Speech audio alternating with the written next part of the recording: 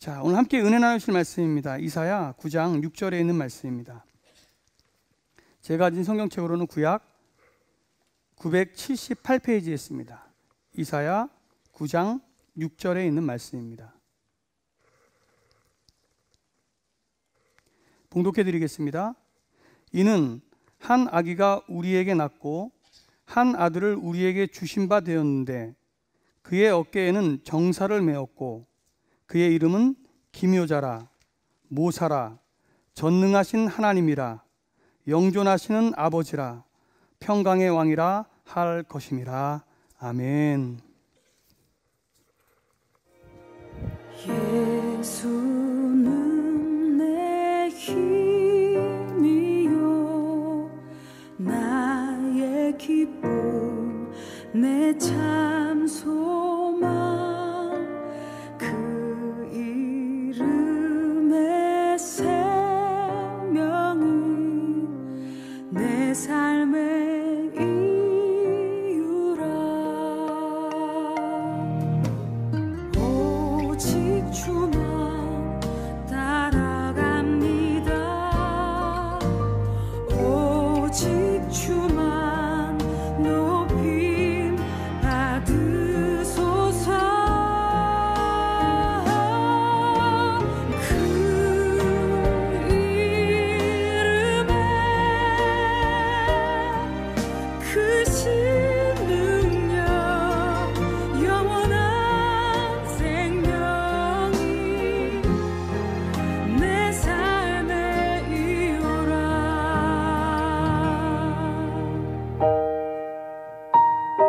여러분 잘 들으세요. 예수님이 진리예요, 길이에요, 생명이에요. 모든 것이 모든 것이에요. 알파와 오메가예요.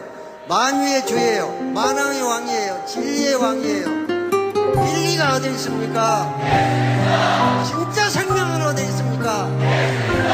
우리가 가야 될 길은 어디 있습니까? 우리가 먹고 살 생명의 양식은 어디 있습니까? 그 이름에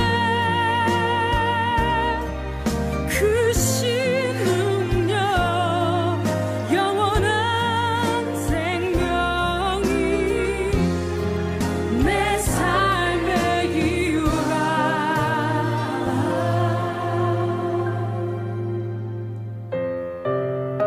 내 삶의 이유.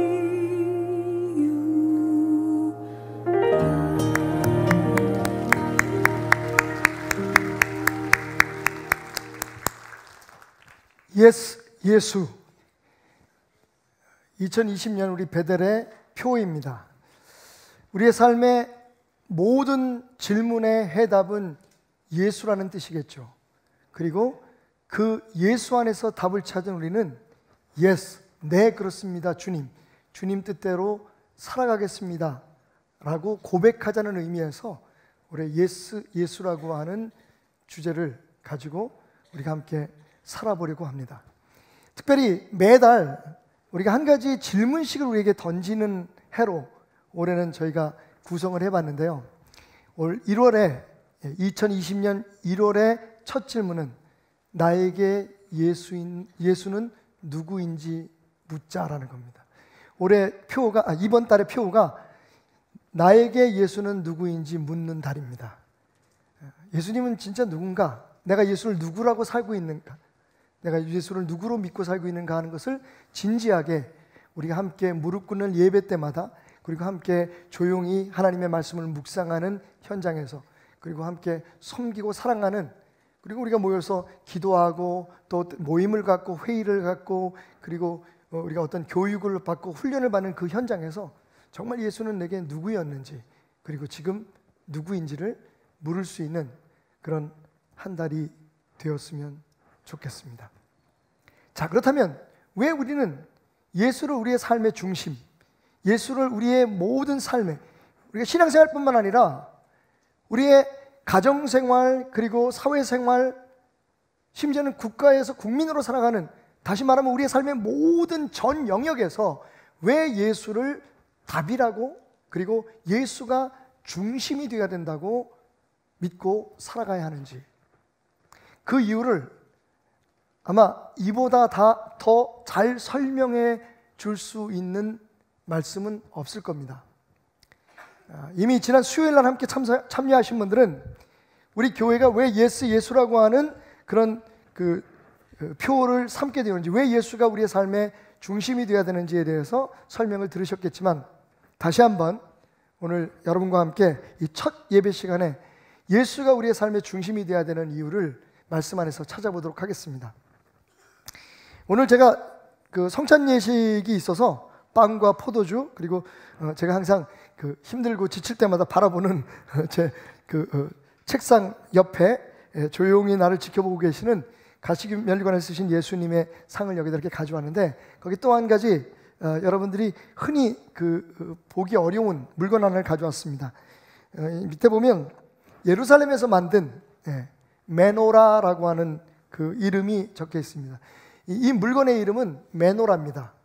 메노라, 영어로 MEMORAH라고 표기를 하는데, 여러분 아시다시피 이 7개의 가지를 형상화하고 있는 이 촛대, 성경에는 금촛대라고도 얘기하지만 사실은 금등잔대가 맞습니다.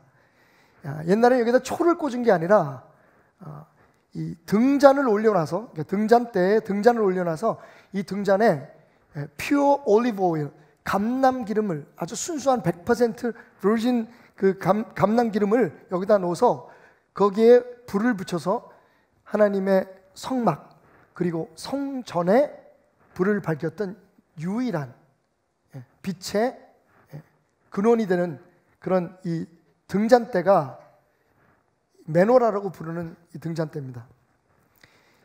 출애굽기에 보면 하나님께서 하나님의 임재를 상징하는, 그리고 내가 너희와 함께 항상 있겠다라고 하는 것을 나타내기 위해서 성막을 짓게 하시죠.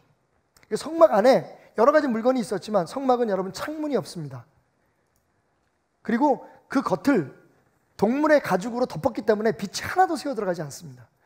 그 상황에서 유일하게 그 어두운 공간을 비칠 수 있는 것이 바로 이 메노라였습니다. 과연 그러면 우리가 구약에 나오는 모든 그 것들이, 그리고 구약의 가르침들이, 그다음에 상징물들이 신약에 나오는 여러 가지 그 은혜의 시대에 일어날 일들, 특별히 예수 그리스도의 중심으로 해서 일어나는 모든 일들에 대한 상징이라는 그런 관점에서 이 메노라가 무엇을 뜻하는가라고 궁금한 마음을 가지고 성경을 계속 읽다가 보면, 열심히 읽다가 보면, 또 읽고 읽다가 보면 맨 마지막 요한계시록에 가서야 우리가 그 메노라의 비밀을 알게 됩니다. 요한계시록 1장입니다. 주의 날에 내가 성령에 감동되어 내 뒤에서 나는 나팔소리 같은 큰 음성을 들으니 이르되, 내가 보는 것을 두루마리에 써서 에베소, 서머나, 버가모, 두아디아, 사데, 빌라델비아, 라오디게아, 정원교회, 정능교회, 수정교회, 베델교회에 보내라. 하시기로 몸을 돌이켜 나에게 말한 음성을 알아보려고 돌이킬 때에 7 촛대를 보았는데, 자, 구약에 등장했던 예수님께서 하나님께서 성막에 불을 밝히기 위해서 만들라고 했던 이 메노라가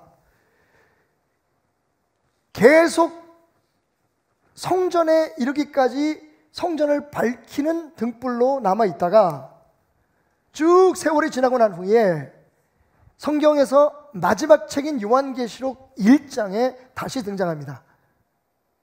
그런데 거기에서 이 메노라의 의미가, 왜 하나님께서 메노라를 만들게 하셨고 거기에 불을 붙이게 하셨는지를 이 말씀 속에서 우리가 깨닫게 되는데, 몸을 돌이켜 나에게 말한 음성을 알아보려고 돌이킬 때에 7 금촛대를 보았는데, 촛대 사이에 인자 같은 이가 발에 끌리는 옷을 입고 가슴에 금띠를 띠고, 그의 머리와 털의 희기가 흰 양털 같고 눈 같으며 그의 눈은 불꽃 같고, 이 메노라 뒤에 서 있는 한 분의 모습을 보았습니다. 인자와 같다라고 했으니까 사람의 모습이었다는 게 분명합니다. 그런데 그분이 굉장히 비범한, 일반적이지 않은 모습을 가지고 있었어요. 머리는 하얗고 눈은 굉장히 빛나고, 그의 발은 심지어는 발에 풀무불에 달려난 빛난 주석과 같이 아주 매끄럽고 많은 물소리와 같은 음성이 들려왔고 그의 오른손에는 7개의 별을 들고 있었는데 그의 입에서 좌우에 날쌘 검이 나왔다. 좌우에 날쌘 검. 여기에 나오는 모든 단어들이 우리로 하여금 성경에 기록된 모든 말씀들을 마치 종합해 놓은 것 같은 그런 느낌을 모자이크해 놓은 것 같은 그동안에 풀리지 않았던 모든 비밀들이 오늘 이 한 장면에서 다 이루어지는 것 같은 그런 모습을 우리에게 보여주는데, 자, 그분이 누군가 다시 한번 보십시다. 그의 얼굴은 해같이 힘있게 빛이 나는데 내가 볼 때 그의 발 앞에 엎드려져 죽은 자같이 되매 그가 오른손으로 내게 얹고 이르시되 두려워하지 말라. 나는 처음이요 마지막이다. 여러분, 처음이요 마지막, 알파와 오메가 누구입니까? 하나님이시죠. 하나님이십니다, 여러분. 그런데 오늘 하나님이 인간의 모습처럼 보이셨어요. 인간의 모습을 보이셨어. 인자와 같았습니다. 실제적으로 눈이 우리 인간의 눈 같지는 않았지만, 어쨌든 얼굴이 우리 같지는 않았지만 태양처럼 빛나고 머리는 희고 발까지 인간의 형태를 가지고, 여러분, 인간의 형태를 가진 하나님은 누굴까요? 이게 사실 여호와의 증인들이 제일 읽기 싫어하는 구절입니다.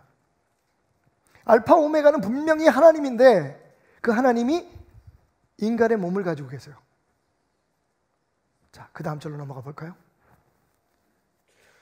곧 살아있는 자라 내가 전에 무슨 하나님이 죽었다 다시 살아나는 하나님은 딱 한 분 계십니다. 누구죠? 아멘. 이제 조금 목소리가 커지시네요. 조금 아까까지는 잘 몰랐어. 이제 세세토록 살아있어 사망과 음부의 열쇠를 가졌노니 그러므로 내가 본 것과 지금 있는 일과 장차 될 일을 기록하라. 내가 본 것은 내 오른손에 7별의 비밀과 또 7 금촛대라. 여기서 이제 풀어집니다. 그럼 그 촛대, 이 메노라가 무엇을 뜻하느냐? 구약시대에 그 성막을 밝히고 성전을 밝히고 그리고 마지막 저 천상에 하나님을 예배하는 그 현장에 존재하는 그 7개의 촛대는 7별은 7교회의 사자요. 다시 말하면 교회를 다스리시는 성령을 뜻하고 7 촛대는 뭐니까? 7 촛대는 7 교회다. 여러분, 교회는 여전히 희망입니다. 세상을 밝히는 하나님께서 선택하신 유일한 희망입니다. 보기에는 좀 부족하고 연약하고 욕을 얻어먹고 손가락질을 당하고 많은 부조리와 부작용들이 있다고 하지만 여전히 여러분, 믿는 우리가 아니면 누가 하나님을 전하겠습니까? 예수로 변화받은 삶의 증거가 없는 우리가 아니면, 교회가 아니면 누가 온 세상에 하나님이 살아계신 것을 보여주겠습니까?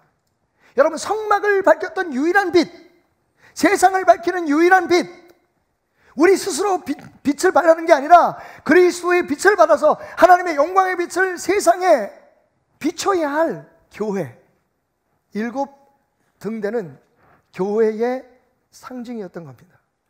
교회를 통해서 사람들은 하나님의 임재함을 봅니다. 그렇지 않습니까? 여러분, 하나님을 믿지 않는 사람들에게서 어떻게 하나님의 모습을 볼 수 있겠습니까? 우리가 전할 때에, 우리 하나님을 경험하고 하나님을 만나고 하나님의 깨달음, 하나님에 대한 그런 체험을 나누게 될 때에 그 빛 속에서 사람들은 하나님을 보는 겁니다. 교회는 세상을 밝히는 빛입니다. 예수 그리스도의 빛을 전하는 도구여야 된다는 거죠. 그래서 7개의 촛대, 즉 교회를 상징하는, 제가 아까 정원교회, 수정교회 생각나는 게 야단 맞겠다. 개동교회도 들어가야 돼. 윤용광 목사님 무서워.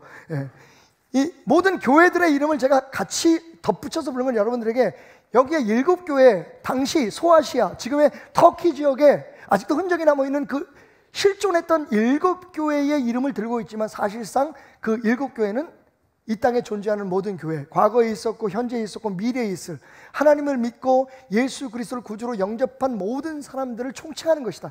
그 뒤에 예수 그리스도가 서 계셨다. 그리고 그 교회를 다스리는 7개의 별, 즉 온전한 영, 성령을 하나님께서, 예수 그리스도께서 그 손에 들고 계셨다라고 하는, 그러니까 성령과 함께 역사하신다고 하는 증거로 환상을 보여줬다는 겁니다. 근데 이것만 가지고는 여러분들이 이해가 안 가세요. 지금부터 실물 교육을 한 번 더 시작하도록 하겠습니다. 기왕 오늘 가운을 입으신 분 중에서 7분만 앞으로 좀 나와 주십시오. 7분만. 성가대원 중에서. 자, 그동안에 칙칙한 남자들만 가지고 했으니까 여자분들 좀 나오실까요? 여기서 두 번째 줄에 하나, 둘, 셋, 넷, 다섯. 그 뒤에 우리 여섯, 일곱. 이렇게 나오시면 송미자매부터 그 옆에까지 7분만 이렇게 나오세요. 예쁜 사람만 고른 거야. 그러니까 빨리 나오잖아요, 이렇게. 자, 죄송합니다. 이렇게 나오세요. 여기 나란히 한번 7분이 서 보실까요? 쭉 서십시오. 자, 차렷. 일렬로 쭉 서십시오. 진짜 이렇게 뽑다 보니까 그럼 안 되지. 또 앉아있는 분들이 표정이 왜 저래? 죄송해요. 이게 목사가 그러니까 어느 편을 들 수가 없다니까. 어쨌든 7분인데, 자, 여러분 여기서 이 메노라의 하나의 특징이 있습니다. 뭐가 있냐면, 자세히 보시면 이 7개의 등잔이 있지만 그 중에서 가운데 게 유난히 튀어나와 있죠. 이 중심에 있는 이 하나가 사실은 그리스도, 하나님을 상징하는 그런 이 등잔이라 생각하시면 됩니다. 그러면 알아서 송미가 가운데 와야겠다, 그지? 이게 하나님 은혜예요. 어떻게 이렇게 머리에 훅가시만 좀 줄이면 키는 다 똑같겠다. 우리 송미자매가 센터입니다, 그죠? 빛나는 중간. 자, 근데 이게 등잔대라 그랬잖아요. 그러니까 등잔이 있어야 되잖아, 등잔.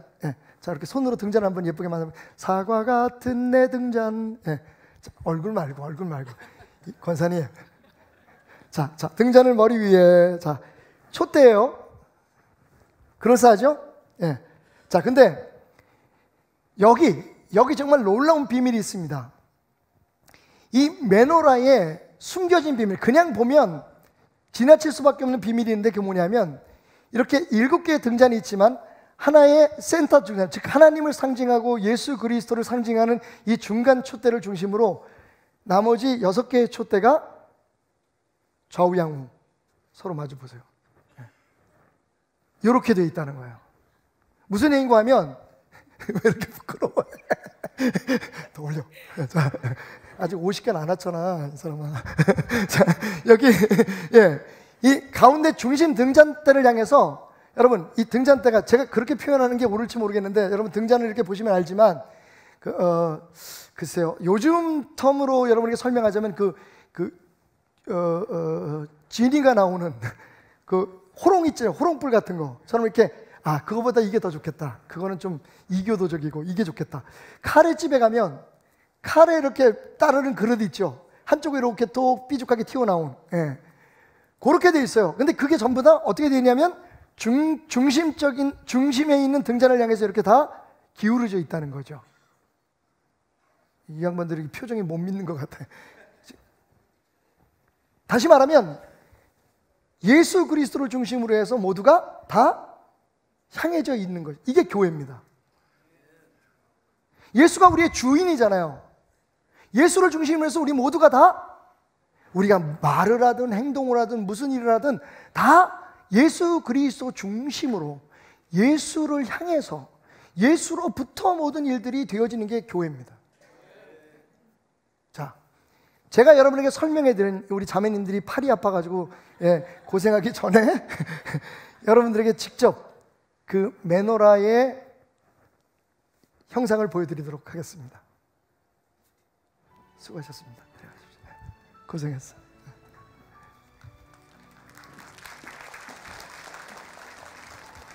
여러분 자세히 보셔야 돼요. 가운데 등잔을 중심으로 해서 여러분 이 심지들이 전부 다 어떻게 되어 있어요? 안쪽으로 모여 있죠. 이 성물은 하나님께서 명령한 대로 만들어진 겁니다. 그러니까 그게 출애굽 당시에 성막 안에 있던, 아니면 솔로몬 당시에 성전 안에 있었던, 아니면 예수님 당시에 만드는 헤롯 성전 안에, 헤롯이 지었던 성전 안에 있었던, 그리고 마지막 저 천국의 교회의 형상으로 남아있게 될 저 상징적인 일곱 촛대는 모두 예수 그리스도를 중심으로 해서 예수 그리스도를 답으로 해서 모여 있다는 겁니다. 여러분, 이 등잔대가 비틀어지면 어떻게 될까요? 자기를 향해서 비추거나 아니면 다른 어떤 방향을 향해서 비추는 순간 교회는 자기의 역할을 못하는 거죠.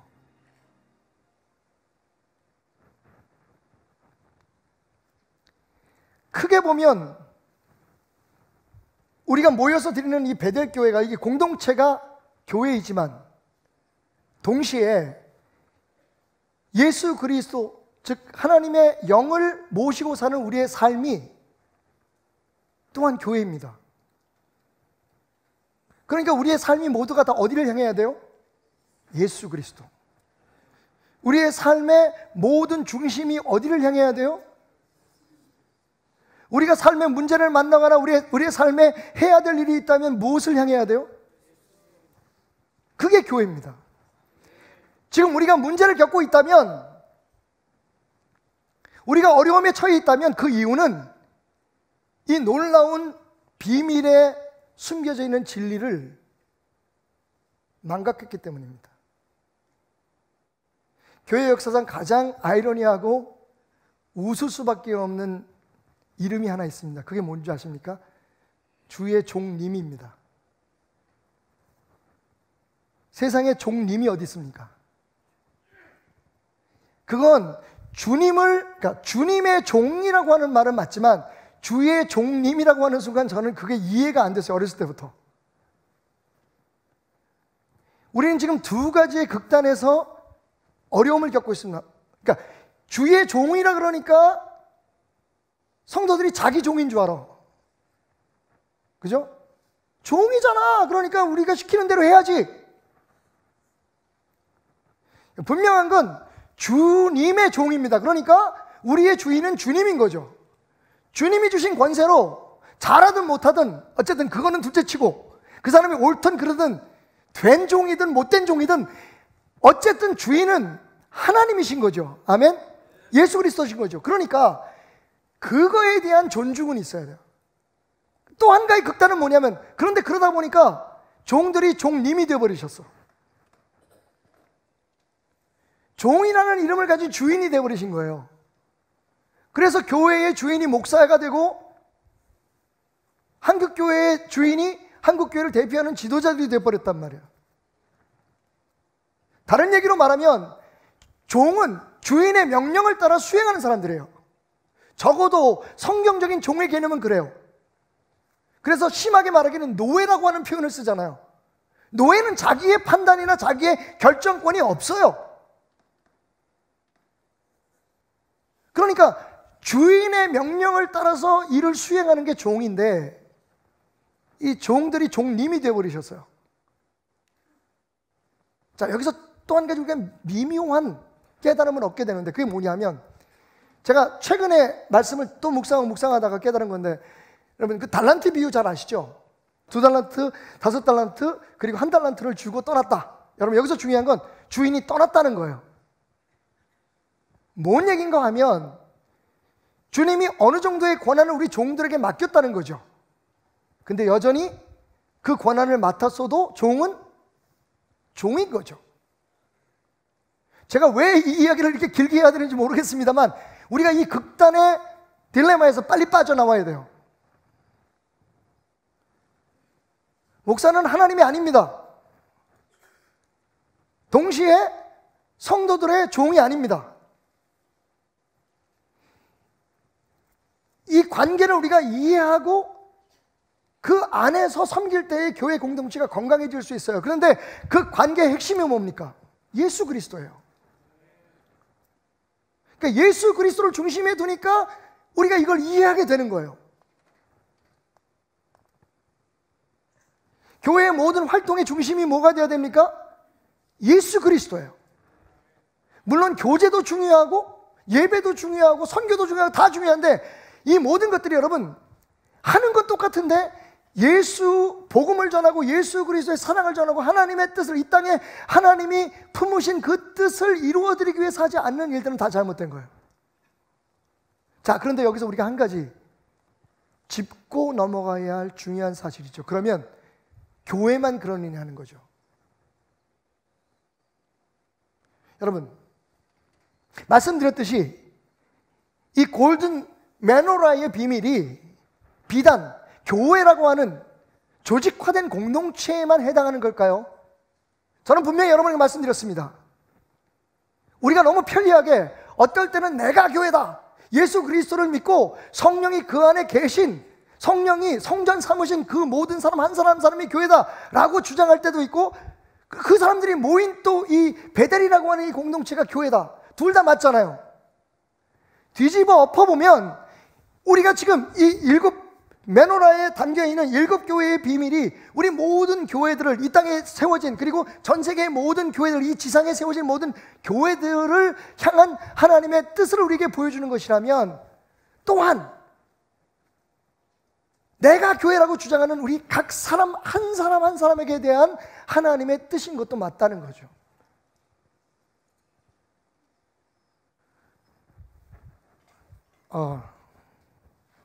우리 부속실에서 아주 지혜로운 깜찍한 짓을 했네요.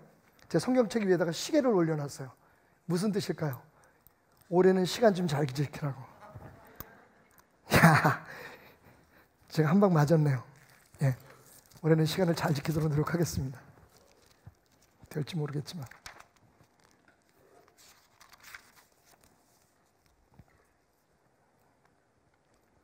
골로새서 1장 15절부터 18절까지의 말씀을 읽겠습니다.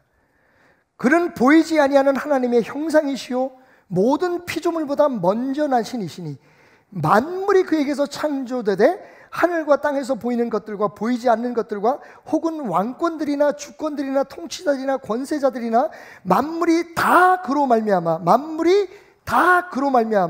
그를 위하여 창조되었고 또한 그가 만물보다 먼저 계시고 만물이 그 안에 함께 섰는지라. 그는 몸인 교회의 머리시라. 그가 근본이시요 죽은 자들 가운데서 먼저 나신 이시니 이는 친히 만물의 으뜸이 되려 하심이요. 여러분, 예수님은 교회의 으뜸만이 아니에요. 만물의 으뜸이십니다. 우리가 만질 수 있고 볼 수 있는 그런 피지컬 월드죠. 그런 물리적인 세상에만 으뜸이 아니에요.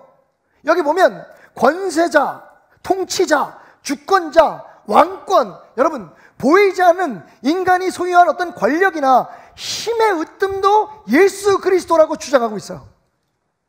다시 말하면 교회 생활뿐만 아니라 우리의 일상생활, 심지어는 우리의 사업하는 현장에서도 예수가 으뜸이 되어야 돼요. 자녀들을 교육하고 우리가 살아가는 모든 삶의 현장에서 예수가 으뜸이 되어야 돼요. 왜? 그를 위해서 예수가 이 세상에 오셨다는 겁니다. 여기 있잖아요. 그가 먼저 나신 이인데 이는 친히 만물이 으뜸이 되려 하심이라. 그래서 예수가 되어야 되는 거예요. 우리의 삶의 문제에 영적인 문제와 육적인 문제가 구분되지 않습니다. 눈에 보이고 우리가 경험하는 건 육적인 문제가 따르고 있고 영적인 문제가 따르고 있는 것 같지만, 여러분 다시 말하면 기도로 풀 수 없는 문제, 예수로 풀지 말아야 될 문제가 없다는 거예요. 이 대표적인 케이스가 미국의 그 은장사로 굉장히 큰 돈을 버신 분이죠. 스탠리 템이라고 하시는데 원래 이분이 어디에 유명하냐면 유나이티드 스테이츠 플라스틱 컴퍼니, 미국 플라스틱 공장을 처음으로 만드신 분이에요. 어마어마하게 돈을 벌어서 그 당시에, 그러니까 1940년대에 그죠? 50년대에 걸쳐서 1년에 100만 불씩 선교헌금을 사용할 수 있어요. 그러니까 지금으로 액수를 따지면 어마어마한 겁니다. 제가 어렸을 때 600만 불의 사나이 그래가지고 그 돈이 많이 들어간 사람이라는 그런 그 생각을 했었는데, 100만 불이라는 돈을 그 당시에 화폐 가치로 미국에서 100만 불이라는 돈을 썼다는 건 거의 수입의 뭐 한 4분의 1 정도를 사용했다고 보시면 돼요. 어마어마한 공장을 운영했는데, 이분이 나중에는 제철소를 운영하면서 은을 재련하고, 그래서 굉장히 많은 돈을 벌었는데, 한국하고도 인연이 있어요. 이분이 쓴 책에 보면 그분이 1950년대에 한국에 와서 한국에 전후에 500개의 교회를 개척을 했대요. 미국 사람이 한국에 와서. 다시 말하면 사업 자체가 하나님이라고 생각했던 이 사람의 공장에는요, 크게 United States Plastic Company라고 하는 그 회사 이름보다 더 크게 Christ is the answer, 그리스도가 해답이다 라고 하는 큰 간판이 붙어 있었답니다. 그러니까 사람들이 그 미국의 30번 그 하이웨이를 달려가다가 이렇게 돌아보면 그 공장이 입구가 보이는데, 그 공장 입구에서 미국 플라스틱 회사의 이름을 보는 게 아니라 Christ is the answer, 하나님이 해답입니다, 예수님이 해답입니다라고 하는 그 간판을 봤다는 거죠. 그래서 궁금해서 들어가는 사람들, 혹은 그 사람에게 그 경영에 대해서 배우고 싶은 사람들, 부자가 되기를 원하는 사람들이 찾아온 거죠. 그래서 여러 가지 문제를 상담하면 이분의 대답은 항상 그거였답니다. 사업이 꼬입니까? 하는 일이 안 됩니까? 자식들이 소울색입니까? 다 영적인 문제입니다. 그분이 영적인 문제라고 얘기하는 것은, 그래서 뭔가 무슨 뭐 100일 기도를 하고 뭔가 뭐 하나님 앞에 특별한 행동을 해서 해결할 수 있는 문제라는 뜻이 아니라, 예수 그리스도 하나님 안에서 해결해야만 하는 문제라는 거죠. 저는 오늘 여러분에게 이런 주장을 하고 싶어요. 처음부터 그리스도인으로 태어난 사람이 있습니까? 없습니다. 물론 하나님의 선택 속에서 우리가 만세전부터 어머니 복중에 있기 전에 하나님의 선택을 받긴 했지만, 우리가 그리스도인이 되는 것은 믿음으로 말미암아 우리가 주님의 사람이 되는 그 순간 이루어집니다. 자, 그래서 문제인 거예요. 세상에서 살아오던 방식을 가지고 기독교인이 된 겁니다. 근데 주님이 원하는 건 그게 아니에요. 그러니까 기독교인인 세상 사람이 아니란 말입니다. 기독교인이, 그리스도인이 우리의 아이덴티티가 되어야 되는 거예요. 그렇지 않다면 고린도후서 5장 17절 말씀을 우리가 우리 성경책에서 찢어버려야 돼요. 누구든지 그리스도 안에 있으면 새로운 피조물이다. 생각하는 게 달라지고 살아가는 방식이 달라지고, 이걸 배우든지 아니면 성령의 역사함으로 인하든지, 그 과정이야 주장하는 교파에 따라서 다 다르지만, 신학자들에서 다를 수 있지만, 중요한 건요, 어쨌든 그리스도인은 그리스도인의 삶을 살아야 된다는 거예요. 교회에서뿐만 아니라 만물 가운데서. 근데 그게 안 돼요. 오히려 걱정되는 건 교회의 일을 세상 방법으로 해결하려고 해요. 목이 터지도록 얘기해도, 다른 교회 가서 부흥회하고 목사님들 모인 데서 제가 세미나를 하고 아무리 얘기를 해도 아멘 하지만 돌아서면 똑같아요. 우리가 그리스도인으로 태어나지 않아서 그리스도인이 되기 때문에, 그리스도인이 아닐 때에 우리의 몸에 밴, 우리가 더 많은 시간을 살아가야 되는 소위 이 secular world, 세상에서 우리가 습득하고 배운 그것을 그리스도의 생각, 그리스도의 가치관, 그리스도의 말씀 안에서의 선택과 방향으로, 여러분 의도적으로, 그게 성령의 역사든 아니면 우리의 선택이든 바꾸지 않으면 우리는 그냥 그리스도인이라고 불리는 세상 사람인 거예요.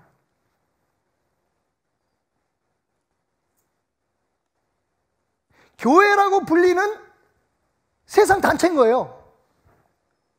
무슨 일 있으면 세상적인 방법으로 회의하고 토론하고, 마음에 안 들면 고소하고 고발하고, 다수결로 사람 뽑아가지고 세우고, 기도 안 하고 주의 종을 그 사람들의 스펙이나 뭐 여러 가지 심지어는 요새 오디션까지 봐요. 그런 과정이 필요하다고 저는 봐요. 그죠? 그 교회에 합당한 사람을 선택하기 위해서 그런 과정들이 없어야 된다는 건 아니지만, 여러분 그 중간에 뭘 하든지 거기에 중심은 뭐야 됩니까? 예수여야 되는 거예요.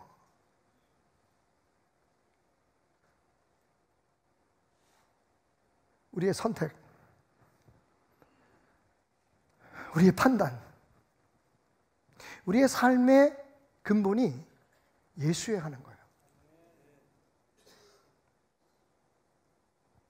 자, 그러면 그렇게 우리의 삶의 현장에 예수가 중심이 되고 예수가 모든 문제에 전혀 관계없어 보이는, 전혀 관계없으면 돈 버는 일, 자식 키우는 일, 뭐 결혼하는 일, 무슨 사업을 시작하는 이 모든 일들이 예수가 무슨 관계가 있어라고 얘기할 수 있지만 우리가 이미 예수의 사람이기 때문에 예수가 답이어야 되는데, 그러면 거기에 합당한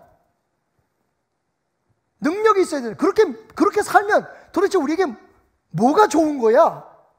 여기에 대한 답을 줄 수 있어야 되잖아요. 그 답이, 자, 오늘부터 4주 동안 지속될 4주에 걸친 시리즈 예수 시리즈의 내용인데, 4주 동안 우리는 이사야서 9장 6절 한 절만을 가지고 함께 은혜를 나누려고 해요. 자, 다시 한번 이사야서 9장 6절 외우셨으면 좋겠어요. 여러분이 이제 지금 당장 외우시라는 건 아니고, 여러분들이 이 시리즈가 끝나고 나면 적어도 이 말씀 속에 하나님께서 우리에게 주시는 그 은혜에 대해서는 꼭 깨달았으면 좋겠습니다. 자, 이는 한 아기가 우리에게 낳고 한 아들을 우리에게 주신 바 되었는데 그의 어깨에 정사를 메었다. 영어로는 government예요. 다시 말하면 예수 그리스도, 지금 이 한 아이가 태어나는 아이가 이제 여러분들이 다 이미 예측하셨겠지만 메시아예요.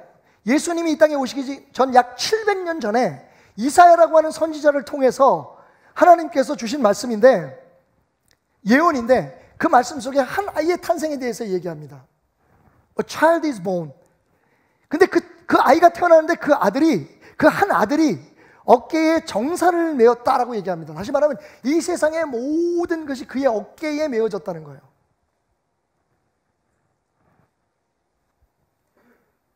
그러면서 그분의 이름들을 소개합니다. 그분이 불려질 이름을 소개합니다.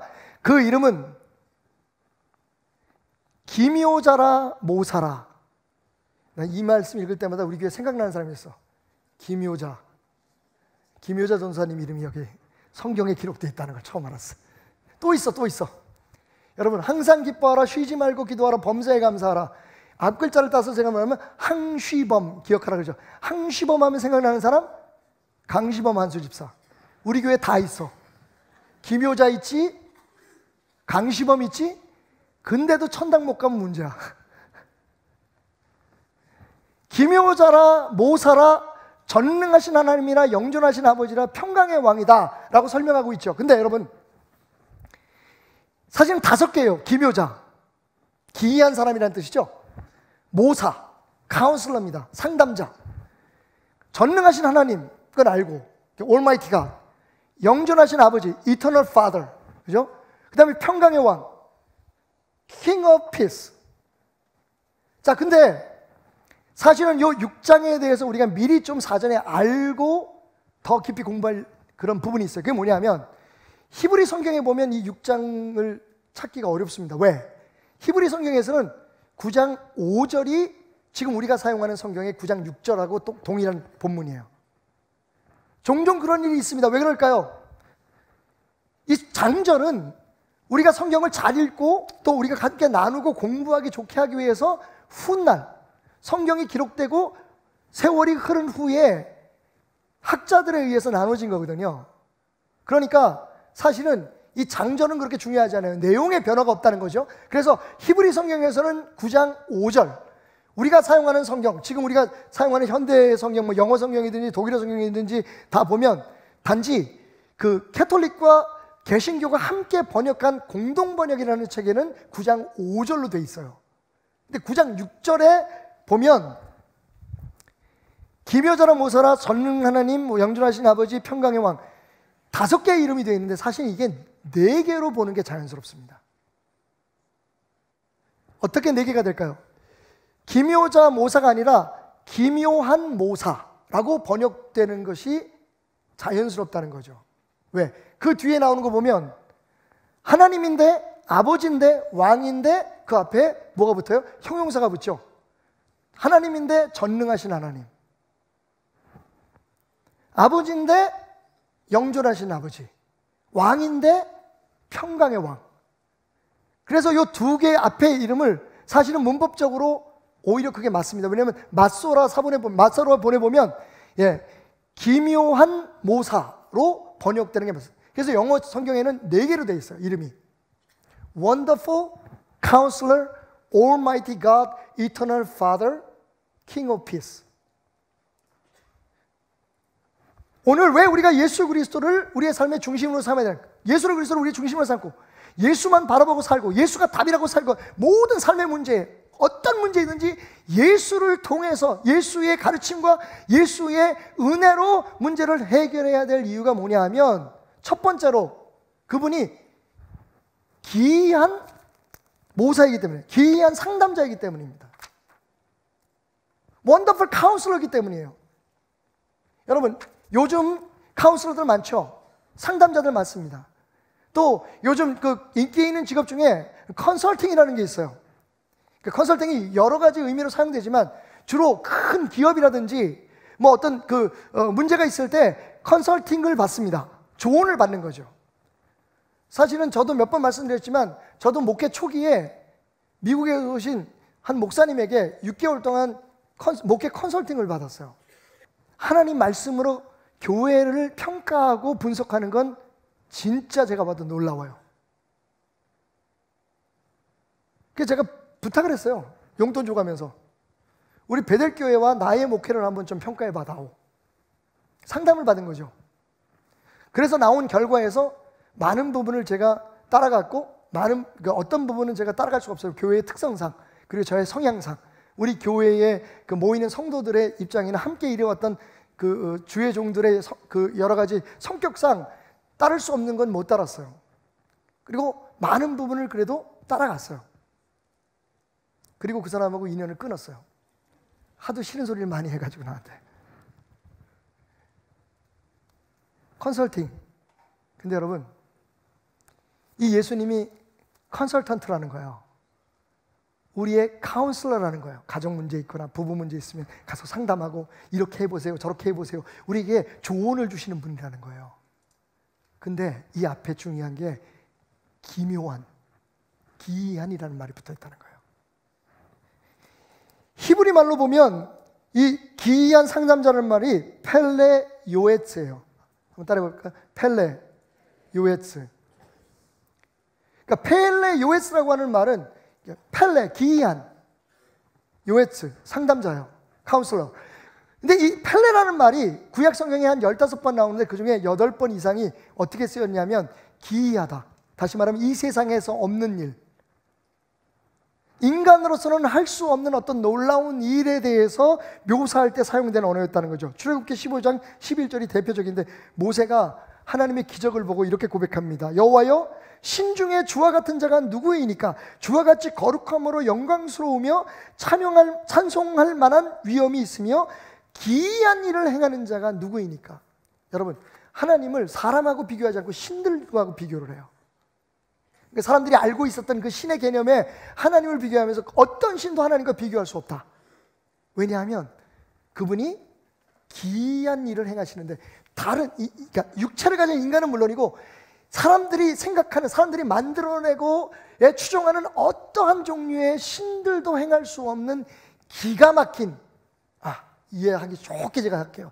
기똥찬 일들을 하시는 거예요. 강호동 씨 버전으로 할게요.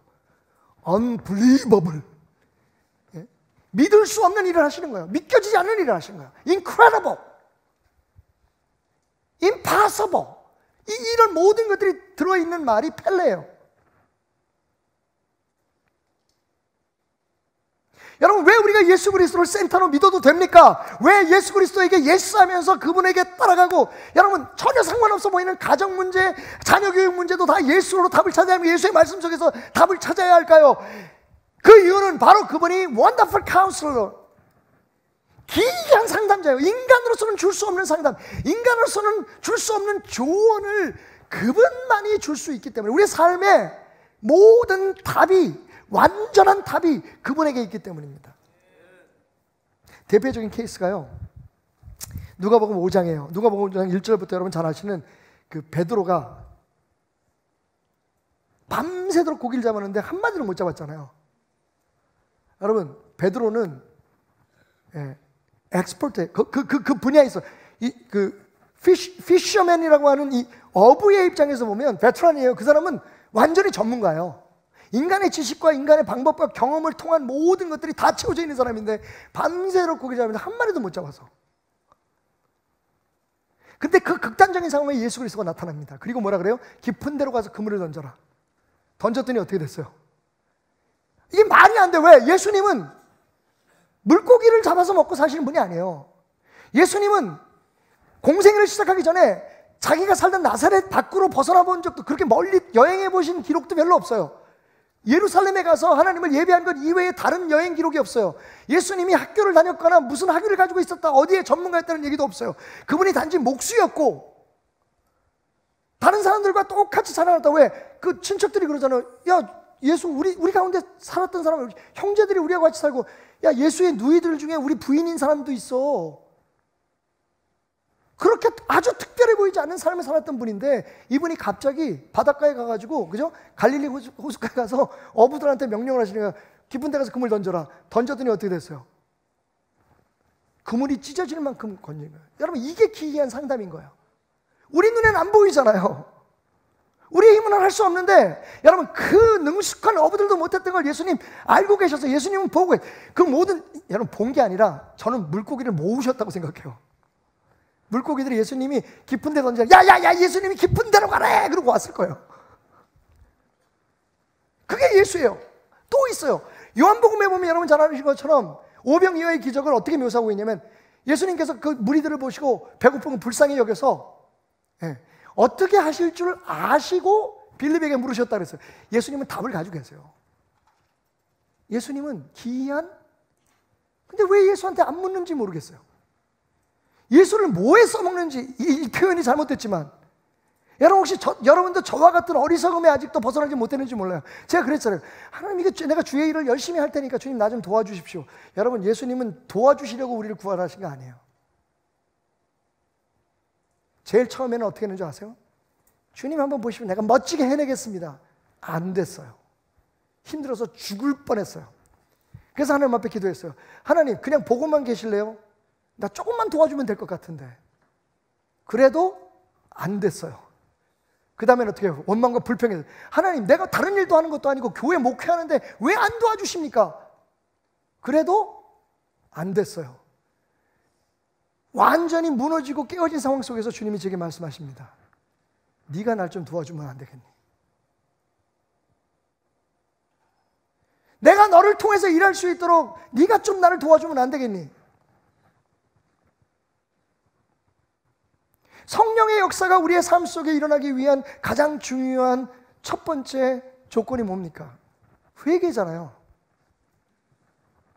우리 자신을 내려놓고 우리 자신을 비우는 거잖아요.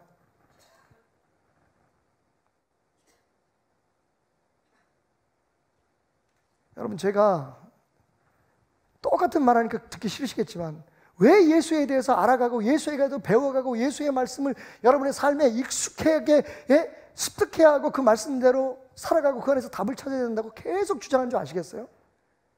그렇지 않으면 예수 믿는 의미가 없어요. 예수가 내 삶의 주인이 아니니까. 예수님은 그냥 우리를 도와주시는 분이 아니에요. 그분이 중심이 돼야 돼요. 그분이 모든 문제의 답이 돼야 돼요. 그분이 일할 수 있도록 우리가 도와드려야 돼요. 그래서 예수인 거예요. 자, 결론입니다. 한번 따라 합시다. 예수가 답입니다. 예수가 답입니다. 예수를 알고 예수께 묻고 예수께 순종합시다. 이게 기독교예요. 저희가 많이 살을 붙이고 그것을 설명하기 위해서 애를 쓰지만 다른 얘기 할 수 없어요. 예수가 답이다. 예수를 알고, 그리고 어려웠고 힘든 문제가 있으면 예수에게 묻고, 무조건 무엇이든지, 그리고 그 안에서 찾은 답대로 예수의 말씀대로 행하자. 그러면 승리한다. 사랑하는 여러분, 사도 바울은 이렇게 얘기합니다. 하나님의 어리석음이 사람보다 지혜롭고 하나님의 약하심이 사람보다 강하니라. 여러분, 그럴 일은 없겠지만 하나님이 하신 가장 어리석은 일도 우리 인간이 한 가장 잘한 일보다 더 낫다는 거예요. 그럴 수는 없지만 만약 하나님이 약점이 있다면, 가장 약한 것이 있다면 하나님이 가장 약한 게 우리 인간이 가장 강한 것보다 훨씬 낫다는 거예요. 제가 그 이야기했어요. 요즘 정부에서 그 특목고를, 뭐 뜻이 있어서 그렇게 하시겠지만 특목고를 없앤다는 얘기를 들을 때 하나의 이유가 뭐였냐면, 왜 대학교는 특목고 애들만 많이 가느냐는 거예요. 왜 많이 갈까요? 원래 특목고 들어갈 때부터, 물론 그게 이제 차별이라고 생각하면 당연히 없애야겠지만, 특목고를 들어가는 애들은 다 우리나라에서 중학교 때 1% 안에 들어가는 애들이에요. 1, 2% 안에 들어가야 돼요. 어떤 면에서든 특별해야 돼요. 그죠? 그러니까 그 아이들이 나중에 거기서 더 열심히 해가지고 대학교에 더 많이 들어가는 건 실력으로 따지면 당연한 거죠. 근데 이제 그 과정에서 뭐 사교육이 있었다, 뭘 어떻게 했다, 뭐 부가 대를 밀는다, 뭐 학칙도 대를, 그런 것들 때문에 이제 평준화를 생각한다면 얼마든지 논의해 볼 게 있지만, 저는 정부의 논리가, 도대체 교육부의 논리가 이해가 안 됐어요. 왜 특목고 애들이, 특수고 애들이 더 대학교를 많이 가네? 여러분, 죄송하지만 제가 정부 정책에 반대하는 그런 게 아니라 논리적으로 얘기하는 거예요. 여러분, 특목고에 들어간 아이들 중에서 꼴찌하는 애가 일반 고등학교 들어가는 애에서 1등하는 애보다 더 잘할 수도 있어요. 왜냐하면 중학교에서 제일 잘하는 애들이 들어갔으니까. 제가 교육제도를 논하려고 하는 게 아니라 이렇게 하나님을 이해해 보자고요. 하나님이 내놓은 답이, 우리 인간이 생각할 때는 하나님이 내놓으실 수 있는 가장 멍청한 답이라고 해도 그게 우리 인간이 생각할 수 있는 최고의 답보다 훨씬 나은 거예요. 왜? 그분은 하나님이시니까. 여러분, 그거 잊고 있죠 지금? 그래서 지금 여러분의 방법을, 여러분의 답을 하나님에게 강요하고 있잖아요. 아, 그냥 도와주면 되는데 왜 자꾸 참견하고 난리야? 하나님 나한테 까불면 죽어? 이거 또 잠깐 이런 얘기하면 안 되는데, 이거 내 마음에 사무쳐서 그래. 막 나오잖아 이거. 지금 우리가 오해하고 있는 거예요. 하나님을 제대로 믿지 않고 있는 거예요. 어떻게 그런 생각을 할 수가 있어요? 어떻게 그런 말을 할 수가 있어요? 그러니까 우리는 목사인 세상 사람이고, 목사인 교인이고, 그러니까 성도인, 그리스도인인 세상 사람인 거예요. 사는 방식이 세상 방법인데, 생각하는 게 세상 방법입니다. 문제가 생기면 심지어는 교회 안에 생기는 문제도 세상 방법으로 해결하려고 하는데 그게 세상 사람이지. 세상에서 있는 문제도 하나님의 방법으로 해결하려고 해야 하나님의 사람인 거예요. 그게 지금 예수님의 말씀이에요. 그래서 뭐라고 말씀하시냐면, 사도 바울이 하나님은요, 세상의 천한 것들과 멸시받는 것들과 없는 것들을 택하사 있는 것들을 패하게 하신다. 하이, 이 말이 되게 재밌어요. 있는 것들을 그냥, 그런 뜻 아니고요. 번역. 여러분, 멋지지 않아요?